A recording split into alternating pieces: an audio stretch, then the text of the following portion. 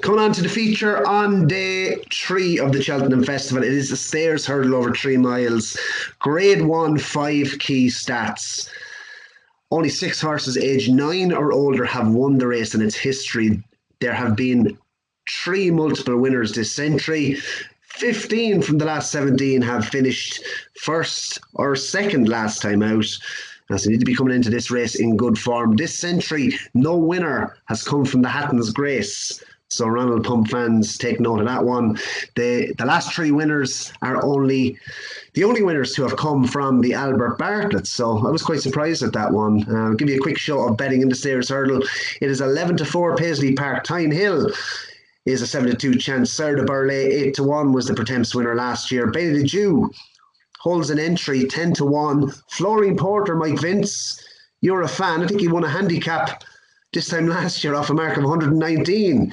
He's in here at a 12-1 chance for Gavin Cromwell. MacFabulous, likely to go to entry. He's in priced up at 12-1. Roxana also holds an entry 12-1. Ronald Pump 12-1. Champ 14-1. We haven't seen him yet this season. Has an entry. Fury Road. 20 people might be able to forgive him for his run at Leopardstown.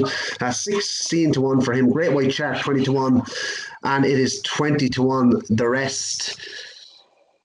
It's still odds against if you have Paisley Park, Tyne Hill coupled. Davy Boland. Could you see anything else getting involved, or do you think odds against the pair is potentially good value? Oh, sure. Look, it's a great match. It's a great race. The two of them, they've presented 2 great races this season, taking each other on. Paisley Park's incredible where he came from the last day in Ascot. Roxana Skelton's, I'd say she'll go for the mare's race. There's no point in her taking the 2 of them on again, is there? No. When they've both beaten her. But she was very good at the weekends. At the price, I just say Gavin Cromwell. He's some man, isn't he? From these handicaps up into Grada Company, done it with Darver Star as well.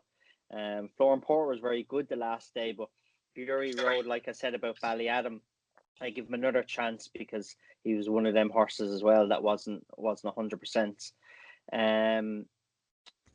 On the prices, I find it very hard. It's all on the day between Paisley Park and Tyne Hill. On the prices, I'd back Fury Road. I think you look at his form with Tyne Hill last year in the Albert Bartlett. His price is massive. Like I said, X out that run the last day. Are you surprised they didn't go chasing this year, Davy? You know, it seems to me that they've had stairs in mind. That's the only reason they've kept him over hurdles. So they obviously think he's that class.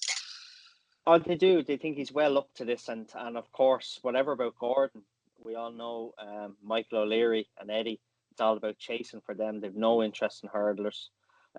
So it proves what they think of this horse. I think at the prices, he's the one for me.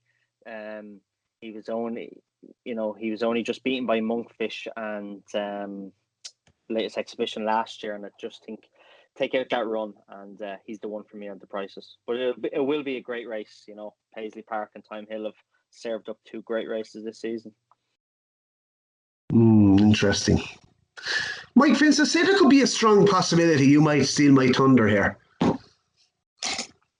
I'm going Tyne Hill to turn over Paisley Park, provided it doesn't come up bottomless.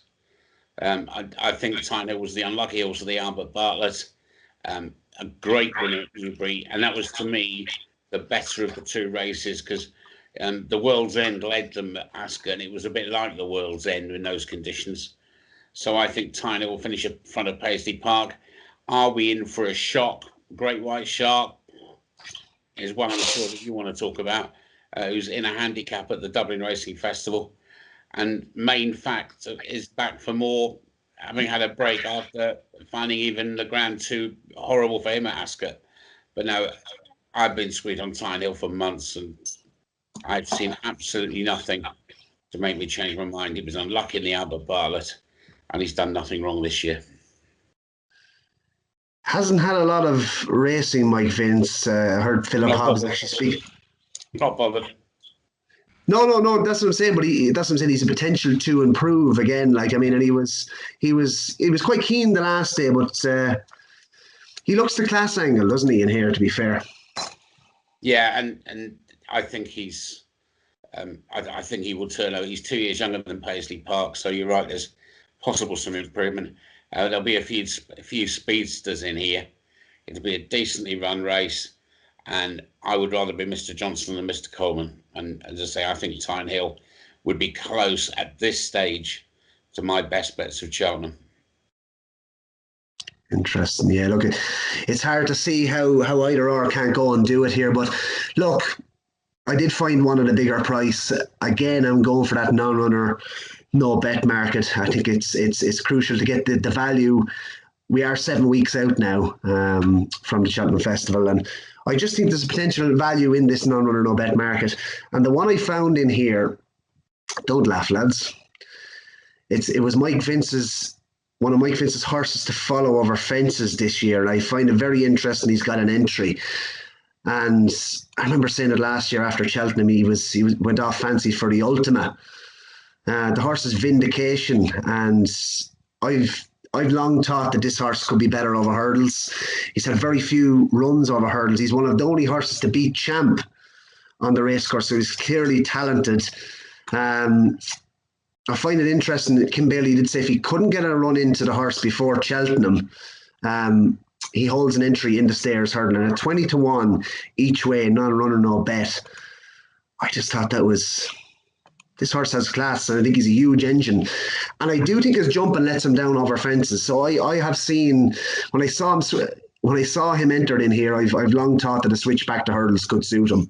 I think the engine is key, and obviously he hasn't raced against anything of the sort in open company over hurdles. He bet Champ as a novice, so it is a bit of a chance. But I will take the chance, 20-1 value, and I hope Kim Bailey will roll the dice, because I think his jumping is not good enough to win a Gold Cup.